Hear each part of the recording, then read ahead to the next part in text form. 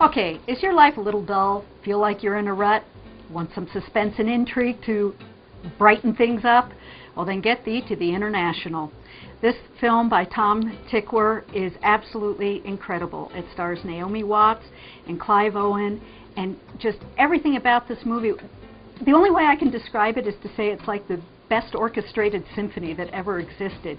Everything, the acting, the cinematography, the writing, the editing, the music, they all blend together in a beautiful balance that gives the audience one exceedingly suspenseful movie. This is the story of an assistant DA in Manhattan, played by Naomi Watts, and she's working with an Interpol agent, played by Clive Owen, and together the two of them are crisscrossing the world trying to get enough evidence put together to expose the illegal doings of a certain international bank, in this case the International Bank of Business and Credit. This bank is involved in, believe it or not, money laundering, illegal weapons sales, and yes, even murder. And everything about this movie is just taut action. So I would definitely recommend that you go see this. Your life will no longer be in a rut.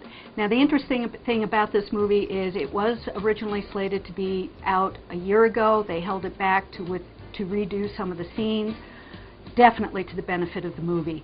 The other interesting thing is this is actually based on a real event.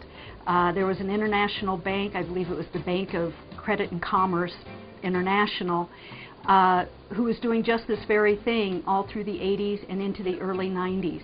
And trust me, the real story lost nothing in the translation to the screen.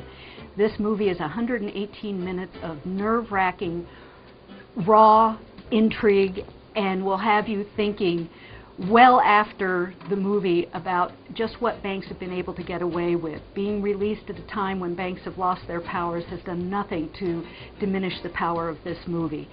It is rated R for some violence and some language, but it is phenomenal. I'll see you at the movies.